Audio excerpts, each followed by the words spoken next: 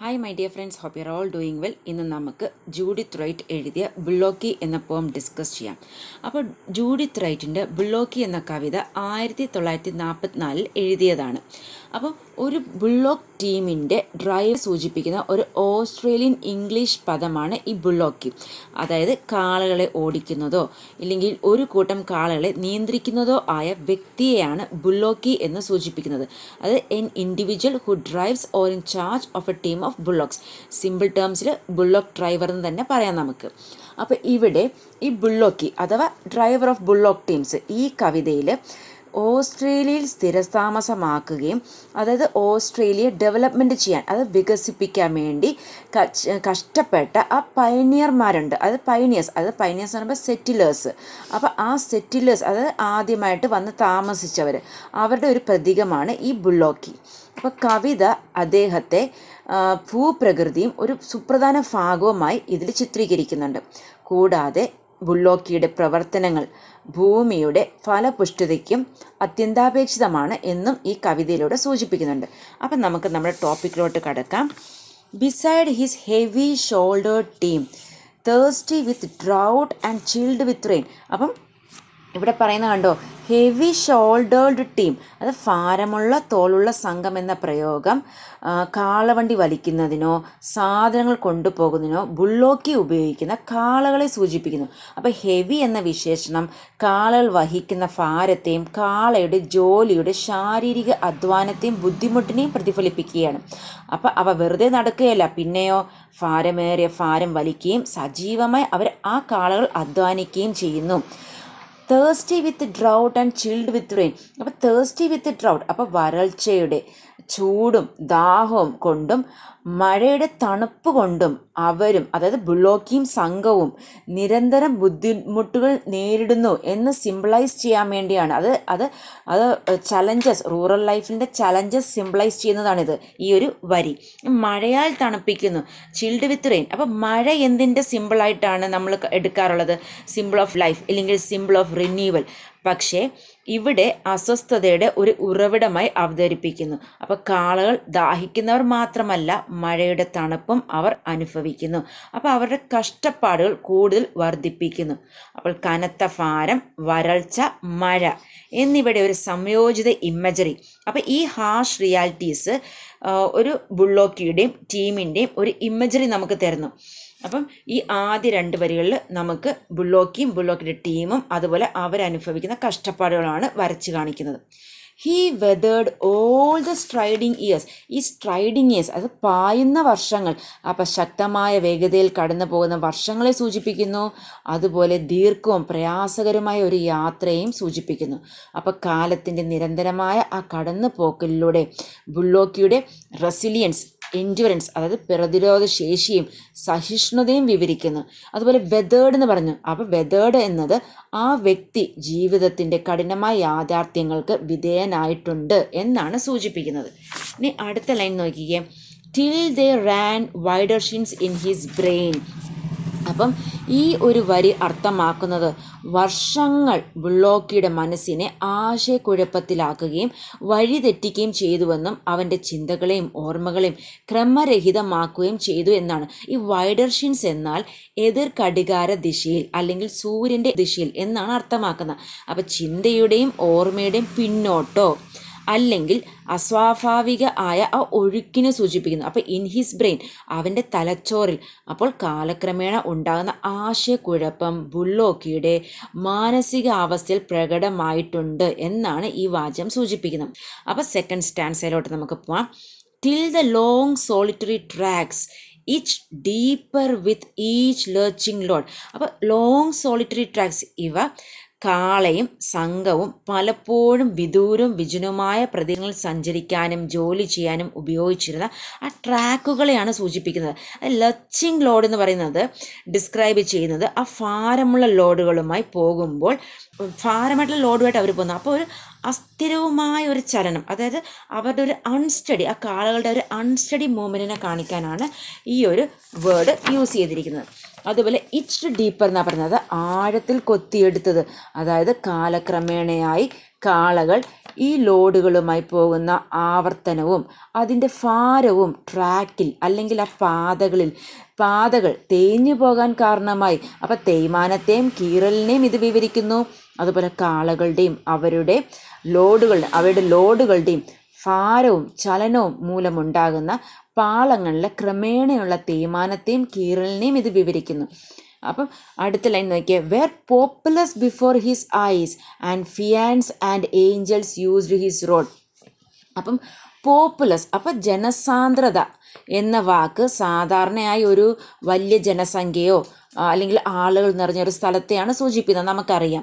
അപ്പോൾ ഇവിടെ കവിതയിൽ ഭൂപ്രകൃതിയെ, ആ ലാൻഡ്സ്കേപ്പിനെ ഭയങ്കര എലൈവായിട്ടും ആളുകൾ നിറഞ്ഞതായി കാണുന്നതുമായി ബുള്ളോക്കിയുടെ ആ ധാരണയെ വിവരിക്കാൻ ഇവിടെ ഉപയോഗിക്കുന്നു.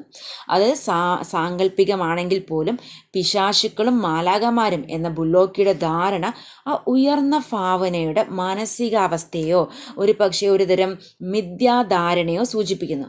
അപ്പോൾ ഇത് അദ്ദേഹത്തിൻ്റെ ഒറ്റപ്പെടലും കാഠിന്യവും മൂലമാകാം, അല്ലെങ്കിൽ അവിടെ ഒന്നുമില്ലെങ്കിലും ഒരു സൂപ്പർ നാച്ചുറൽ എൻറ്റിറ്റീസ് കാണാൻ, അതായത് ഒരു അമാനുഷിക അസ്തിത്വങ്ങൾ കാണാൻ ബുള്ളോക്കിയെ പ്രേരിപ്പിക്കുന്നത്. അപ്പോൾ ബുള്ളോക്കിയുടെ മെൻ്റൽ ബ്രേക്ക് ഡൗൺ ആണ് ഇവിടെ ഈ വരികളിൽ കാണിക്കുന്നത്. അതുപോലെ അവൻ്റെ ഒറ്റപ്പെടലും കഷ്ടപ്പാടുകളും അവനെ ബാധിച്ചേക്കാം. അപ്പോൾ ഇതൊരു ഹാലൂസിനേഷനിലേക്ക് നയിച്ചേക്കാം. അപ്പോൾ ബുള്ളോക്കിയുടെ നീണ്ട വർഷത്തെ ഒറ്റപ്പെടലും അധ്വാനവും അവനെ ഹാലൂസിനേഷനിലേക്ക് നയിക്കുകയും നല്ലതും ചീത്തതുമായ അമാനുഷിക ജീവികൾ നിറഞ്ഞ ഭൂപ്രകൃതിയെ സങ്കല്പിക്കുകയോ ചെയ്തു എന്നാണ് ഈ വരികൾ അർത്ഥമാക്കുന്നത്. All the long straining journey grew a mad apocalyptic team. അപ്പം എന്താ പറയുന്നത്, കാളവണ്ടിക്കാരനും അവരുടെ ടീമുകളും നടത്തുന്ന കഠിനമായ യാത്രയുടെ ഉജ്ജ്വലമായൊരു ചിത്രം ഈ വരി തുറന്നു കാണിക്കുന്നു. അപ്പോൾ നിരന്തരമായ പരിശ്രമവും പ്രയാസവും ഭ്രാന്തിൻ്റെയോ അല്ലെങ്കിൽ നിരാശയുടെ അവസ്ഥയിലേക്ക് നയിച്ചേക്കാമെന്ന് സൂചിപ്പിക്കുകയാണ് ഈ വരികൾ. അപ്പോൾ അപ്പോകാലിപ്റ്റിക് എന്ന പദം നാശത്തിൻ്റെയോ ദുരന്തത്തിൻ്റെയോ ഒരു വികാരത്തെയാണ് ഇവിടെ സൂചിപ്പിക്കുന്നത്. And he old Moses and the slaves his suffering and stubborn team. അപ്പം he old Moses, അപ്പം മോശയും അടിമകളും. അപ്പം ഇവിടെ കാളവണ്ടിക്കാരനെ ഈജിപ്തിലെ അടിമത്തത്തിൽ നിന്ന് ഇസ്രയേലിയരെ നയിച്ച മോശയും തമ്മിലുള്ള നേരിട്ടുള്ള താരതമ്യമാണ്. അപ്പോൾ കാളകളെ അടിമകളോട് ഉപമിക്കുന്നു. അതായത് slave his suffering and stubborn team. അപ്പോൾ കാളവണ്ടിക്കാരനെയും മോശയും തമ്മിലുള്ള സമാനതകൾ വരച്ചു കാട്ടുന്നവരുടെ ജൂഡിത്ത് റൈറ്റ് കവിതയ്ക്ക് ആഴമേറിയ അർത്ഥവും ഒരു ചരിത്രപരമായ പ്രാധാന്യം നൽകുന്നുണ്ട്.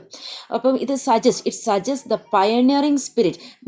പയനിയേഴ്സ് നമ്മൾ ഫസ്റ്റേ പറഞ്ഞ സെറ്റിലേഴ്സിൻ്റെ it suggest that the pioneering spirit of Australia is rooted in a similar struggle for freedom and the establishment of new promised land.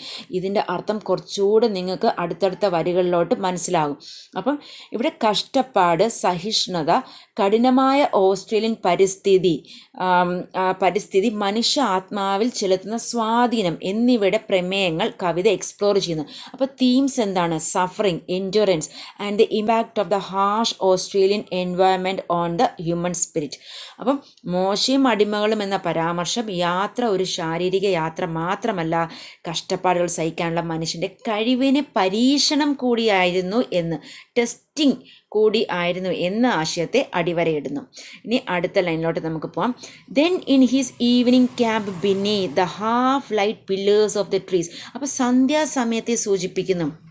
അപ്പം ഹാഫ് ലൈറ്റ് അത് ചില്ലകളിൽ നിന്നുള്ള ആ ഫിൽറ്റർ ചെയ്തു വരുന്ന പ്രകാശത്തെ സൂചിപ്പിക്കുന്നു. അപ്പോൾ ഈവനിങ് എന്നത് ബുള്ളോക്കി തൻ്റെ ജോലി പൂർത്തിയാക്കി രാത്രിയിൽ ഒരു താൽക്കാലിക temporary home for the night. അപ്പോൾ bullocky settling down for the night in a remote area എന്നാണ് ഈ വരികൾ പറഞ്ഞു തരുന്നത് നമുക്ക്. അതുപോലെ അടുത്ത നോക്കിയേ, he filled the steeped cone of night with shouted tears and prophecies. അപ്പോൾ പറയുകയാണ്, സായാഹ്ന ക്യാമ്പിലെ തീവ്രമായ ആത്മീയ ആവേശത്തിൻ്റെ ഒരു നിമിഷത്തെ ചിത്രീകരിക്കുന്നു. അപ്പോൾ രാത്രിയുടെ ചവിട്ടുപടി കോണ്, അതായത് സ്റ്റീപ്ഡ് കോൺ ഓഫ് നൈറ്റ് എന്നത് ബുള്ളോക്കി തമ്പടിച്ചിരിക്കുന്ന ആ ഇരുണ്ടതും തണലുള്ളതുമായ പ്രദേശത്തെയാണ് സൂചിപ്പിക്കുന്നത്. അതായത് ബുള്ളോക്കി ഇവിടെ പ്രകൃതിയുടെ ഒരു പക്ഷേ മതവിശ്വാസവുമായും ആഴത്തിൽ ബന്ധപ്പെട്ടിരിക്കുന്ന ഒരാളായിട്ട് ചിത്രീകരിക്കുകയാണ്. അപ്പോൾ ഷൗട്ടഡ് പ്രേയേഴ്സ് ആൻഡ് പ്രൊഫസീസ്, അപ്പം ഇത് എംഫസൈസ് ചെയ്യുന്നത് ആ ഇൻറ്റൻസിറ്റി, ആ പാഷൻ ഓഫ് ബുള്ളോക്കി സ്പിരിച്വൽ എക്സ്പ്രഷനാണ്. അപ്പോൾ പ്രൊഫസീസ് എന്ന് പറയാൻ നമുക്കറിയാം പ്രവചനങ്ങൾ. അപ്പോൾ ഈ പ്രൊഫസീസ് എന്നത് ദൈവിക മാർഗനിർദ്ദേശത്തിൻ്റെയോ വെളിപ്പെടുത്തൽ ഒരു അർത്ഥത്തെ സൂചിപ്പിക്കുന്നു. അപ്പോൾ ബുള്ളോക്കി പ്രാർത്ഥിക്കുക മാത്രമല്ല, പിന്നെയോ ഹയർ പവർ, അതായത് ഉയർന്ന ശക്തിയിൽ നിന്ന് സന്ദേശങ്ങൾ സ്വീകരിക്കുകയും ചെയ്യുന്നു എന്നാണ് ഇത് സൂചിപ്പിക്കുന്നത്. അപ്പം വിത്ത് ഷൗട്ടഡ് പ്രേയേഴ്സ് ആൻഡ് പ്രൊഫസീസ്, അത് ഉച്ചത്തിലുള്ള പ്രാർത്ഥനകളും പ്രവചനങ്ങളും, ഇത് ദൈവവുമായുള്ള തീവ്രമായ ആത്മീയ ബന്ധത്തിൻ്റെയും ആശയവിനിമയത്തിൻ്റെയും ഒരു നിമിഷത്തെ സൂചിപ്പിക്കുന്നു. അതുപോലെ ആ ആർപ്പ് വിളികൾ വെറും പ്രാർത്ഥനകൾ മാത്രമല്ല, ഈ ഫ്രേസ് സജസ്റ്റ് ചെയ്യുന്നത് a deep understanding and a belief in a higher പവറാണ്. ഓക്കെ, ഇനി നമുക്ക് അടുത്ത സ്റ്റാൻസയിലോട്ട് പോവാം. While past the campfire's crimson ring, the star struck darkness cupped him round. അപ്പോൾ ക്യാമ്പ് ഫയർസ് ക്രിംസൺ റിംഗ്, അപ്പോൾ രാത്രിയിൽ ഒരു ക്യാമ്പ് ഫയറിൽ നിന്നും പുറപ്പെടുവിക്കുന്ന തിളങ്ങുന്ന ചുവപ്പ് അല്ലെങ്കിൽ ഓറഞ്ച് പ്രകാശത്തെയാണ് ഇത് സൂചിപ്പിക്കുന്നത്. അതുപോലെ സ്റ്റാർ സ്ട്രക്ക് ഡാർക്ക്നെസ്, അപ്പം നക്ഷത്രം കൊണ്ട് നിറഞ്ഞ ഇരുട്ട്, അതായത് നക്ഷത്രങ്ങളാൽ അലങ്കരിച്ച രാത്രി, ആകാശത്തിൻ്റെ ഒരു ഉജ്ജ്വലമായ ചിത്രം ഈ വാചകം നമുക്ക് വരച്ച് കാട്ടുകയാണ്. അതുപോലെ കപ്ഡ് ഹിം റൗണ്ട്, അതായത് ഈ വാചകം സൂചിപ്പിക്കുന്നത് ഇരുട്ട് ബുള്ളോക്കി ചുറ്റിപ്പറ്റിയെന്നും അല്ലെങ്കിൽ നമുക്ക് പറയാം മൂടിയെന്നും, അതായത് ഏകാന്തതയുടെയും ഒറ്റപ്പെടലിൻ്റെയും ഒരു ബോധത്തിൽ അവനെ ആലിംഗനം ചെയ്യുന്നു എന്നുമാണ്. ഓക്കെ, ഇനി അടുത്ത ലൈൻ നമുക്ക് നോക്കാം. And centuries of cattle bells. അപ്പോൾ സെഞ്ചുറീസ് ഓഫ് കാറ്റിൽ ബെൽസ് എന്ന് പറയുന്നത് നൂറ്റാണ്ടുകളുടെ കന്നുകാലി മണികൾ എന്ന പ്രയോഗം മണികളുടെ ശബ്ദം ഒരു ഭൗതിക ശബ്ദം, അതായത് ഒരു ഫിസിക്കൽ സൗണ്ട് മാത്രമല്ല, ചരിത്രകാലത്തിൻ്റെയും ഭൂതകാല അനുഭവങ്ങളുടെയും, അതായത് ഹിസ്റ്ററിയുടെയും അതുപോലെ പാസ്റ്റ് എക്സ്പീരിയൻസിൻ്റെയും നിലനിൽക്കുന്ന ഒരു സിംബോളിക് റെപ്രസെൻറ്റേഷൻ. ഓക്കെ, അപ്പോൾ കന്നുകാലികളെ മേയ്ക്കുന്നതിൻ്റെയും ഗ്രാമീണ ജീവിതത്തിൻ്റെയും പ്രതീകമായി മണികൾ രാത്രി മുഴുവൻ പ്രതിധ്വനിക്കുന്നു. അപ്പോൾ ഇവിടെ എന്താ, ഒരു നൊസ്റ്റാൾജിക്, ഒരു ഗ്രഹാതുരമുള്ളതും എന്നാൽ അസ്വസ്ഥത ഉണ്ടാക്കുന്നതുമായ ഒരു അന്തരീക്ഷം സൃഷ്ടിക്കുന്നു. അതവിടെ പറയുന്നുണ്ട്. റാങ് വിത്ത്, എങ്ങനെ അത് മണി അടിച്ചത്, rang with the sweet uneasy sound, ഒരു അൺസെറ്റിലിംഗ് അറ്റ്മോസ്ഫിയറും ഒരു നൊസ്റ്റാൾജിക് ആയിട്ടൊരു അന്തരീക്ഷമാണ് ഇവിടെ സൃഷ്ടിക്കുന്നത്. അപ്പോൾ ഈ ഇമേജറി ഇവോക്ക് ചെയ്യുന്നത് ടൈംലെസ്നെസ്, അതുപോലെ തന്നെ a connection to a forgotten way of ലൈഫുമാണ്. Grass is across a wagon tracks and plough strikes bone beneath the grass. അപ്പം ഇപ്പോൾ ട്രാക്കുകൾ പുല്ലുകൊണ്ട് മൂടിയിരിക്കുന്നു. And plough strikes bone beneath the grass, ഉപരിതലത്തിനടിയിൽ ഒഴിച്ചിട്ടിരിക്കുന്ന പഴയതും മറന്നുപോയതുമായ ജീവിതങ്ങളെയും പ്രവർത്തനങ്ങളെയും ചിത്രം പ്രതിനിധീകരിക്കുകയാണ്. അതായത് ഇപ്പോൾ പുതിയ വളർച്ചയും ഉൽപ്പാദനക്ഷമതയും അതിനെ മാറ്റി സ്ഥാപിക്കുന്നു. അപ്പോൾ പുല്ലിനടിയിൽ കുഴിച്ചിട്ടിരിക്കുന്ന അസ്ഥികൾ മറഞ്ഞിരിക്കുന്ന ചരിത്രത്തെയും മറന്നുപോയ ജീവിതങ്ങളെയും മറഞ്ഞിരിക്കുന്ന ഒരു ഭൂതകാലത്തിൻ്റെ അവശിഷ്ടങ്ങളെയും പ്രതീകപ്പെടുത്തുന്നു. അപ്പം ഈ വരികൾ കാലക്രമേണയുള്ള ആ കുടിയേറ്റവും വ്യവസായം മൂലമുള്ള ഭൂപ്രകൃതിയുടെ പരിവർത്തനത്തെ സൂചിപ്പിക്കുന്നു. അടുത്ത വരികളിലേക്ക് നോക്കിക്കേ. And vineyards cover all the slopes where the dead teams were used to pass. അപ്പം മുന്തിരിത്തോട്ടങ്ങൾ എല്ലാ ചരിവുകളും മൂടുന്നു. അപ്പം മുന്തിരിത്തോട്ടങ്ങൾ ഒരു പുതിയ ഉൽപാദനപരമായ ഭൂപ്രകൃതിയെ പ്രതിനിധീകരിക്കുന്നു. അത് symbolise A promise of new ഇറ and the potential four prosperity. ഇത് ഒരു തരിശായ ഭൂതകാലത്തിൽ നിന്നും ഫലപ്രദമായ വർത്തമാനകാലത്തിലേക്കുള്ള, അത് പാസ്റ്റ് ലൈഫിൽ നിന്നും എന്താണ് ഒരു ട്രാൻസിഷനാണ്, from barren past to a fruitful present. Okay, അപ്പോൾ മുന്തിരിത്തോട്ടങ്ങൾ ഒരു പുതിയ യുഗത്തിൻ്റെയും സമൃദ്ധിയുടെയും സാധ്യതയുടെയും വാഗ്ദാനത്തെ പ്രതീകപ്പെടുത്തുന്നു. അതുപോലെ പഴയ രീതികൾ, മെത്തേഡ്സ് പ്രാക്ടീസ് ചെയ്തിരുന്ന അതേ ഭൂമിയിൽ പുതിയ മുന്തിരിത്തോട്ടങ്ങൾ വേരൂന്നിയിട്ടുണ്ടെന്നും കവിത സൂചിപ്പിക്കുന്നു. അപ്പോൾ സിംബിളൈസ് ചെയ്യുന്നത് a cyclic of renewal and a transformation of ലാൻഡ്സ്കേപ്പാണ്. അപ്പോൾ മൊത്തത്തിലുള്ള അർത്ഥം എടുക്കുകയാണെങ്കിൽ ഒരു പരുഷവും വിജനവുമായ ഭൂപ്രകൃതിയിൽ നിന്ന് ഊർജ്ജസ്വലവും ഉൽപാദനക്ഷേമവുമുള്ള ഒന്നിലേക്കുള്ള മാറ്റത്തെ സൂചിപ്പിക്കുന്നു.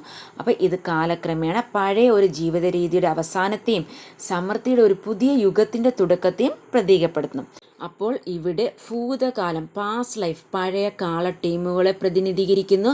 വർത്തമാനം, പ്രസൻറ്റ്, പുതിയ മുന്തിരിത്തോട്ടങ്ങളെ പ്രതിനിധീകരിക്കുന്നു. ഇനി നെക്സ്റ്റ് സ്റ്റാൻസ, നമ്മുടെ ലാസ്റ്റ് സ്റ്റാൻസ.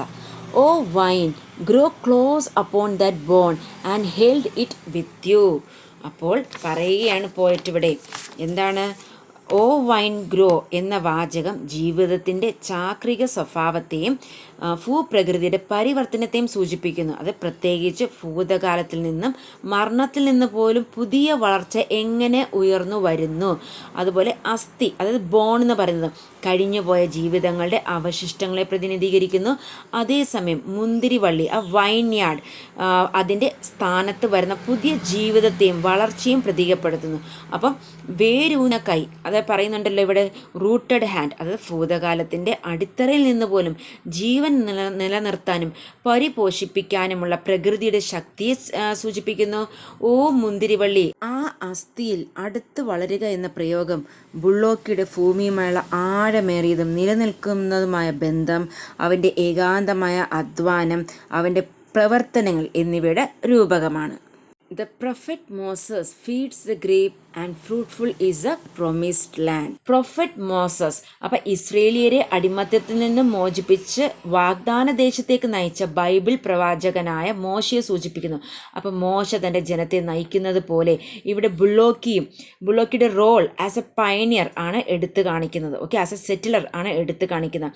അപ്പം ഫീഡ്സ് എ ഗ്രേപ്പ്, അപ്പം ഗ്രേപ്പ് എന്ന് പറയുന്നത് സിമ്പിൾ ഓഫ് ലാൻഡ്സ് ബൗണ്ടി, അതുപോലെ ഭൂമിയുടെ പ്രൊഡക്ടിവിറ്റിയുമാണ്. അപ്പം മുന്തിരിപ്പഴം ദേശത്തിൻ്റെ സമൃദ്ധിയുടെയും ഉൽപാദനക്ഷമതയുടെയും പ്രതീകമാണ്.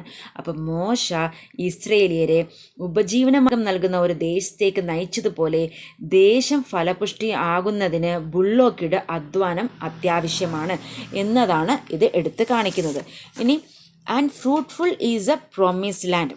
അടുത്ത, വാഗ്ദാന ഭൂമി ഫലപുഷ്ടമാണ്, അതായത് the fruitful is A promised land. അപ്പോൾ ഇത് ദേശത്തിൻ്റെ വിജയത്തെ ഊന്നിപ്പറയുന്നു, സക്സസ്സിനെ ഊന്നിപ്പറയുന്നു. അപ്പോൾ പയനിയേഴ്സിൻ്റെ ശ്രമങ്ങളുടെ, പയനിയേഴ്സ് എന്ന് പറഞ്ഞാൽ ആദ്യമായി സ്ഥിരതാമസമാക്കിയവർ, സെറ്റിലേഴ്സ്, അവരുടെ ശ്രമങ്ങളുടെ തുടർച്ചയായ നേട്ടങ്ങൾ എടുത്തു കാണിക്കുന്നു. ഓസ്ട്രേലിയയുടെ ഭാവി അഭിവൃദ്ധി അതിൻ്റെ ഭൂതകാലവുമായി പാസ്റ്റുമായിട്ട് ബന്ധപ്പെട്ടിരിക്കുന്നുവെന്നും ഇത് സൂചിപ്പിക്കുന്നു. അതായത് Australia's future prosperity is tied to its past. Pioneer അല്ല ഒരു സെറ്റിലർ എന്ന നിലയിൽ ബുള്ളോക്കിയുടെ പങ്കിനെയും ഭൂതകാലത്തിൻ്റെ സംഭാവനകൾ മൂലമുള്ള ഓസ്ട്രേലിയയുടെ ആ പ്രോമിസ് ലാൻഡ്, ആ ഭൂമിയുടെ തുടർച്ചയായ വിജയത്തെയും പ്രതീകപ്പെടുത്തുന്നു. അപ്പോൾ ഇത് ബുള്ളോക്കിയുടെ അധ്വാനത്തെ മോശ ഇസ്രേലിയരെ നയിച്ചതുപോലെ ബന്ധിക്കുന്നു. കൂടാതെ ഓസ്ട്രേലിയയുടെ ഭാവി അതിൻ്റെ ചരിത്രത്തിലും പാരമ്പര്യങ്ങളിലും വേരൂന്നിയതാണ് എന്നുമാണ് ഈ കവിതയിലൂടെ ജൂഡിത്ത് റൈറ്റ് നമുക്ക് പറഞ്ഞു തരുന്നത്. I hope you are clear with this explanation. If you feel this class useful, please share with your friends too. Thank you. Have a nice day.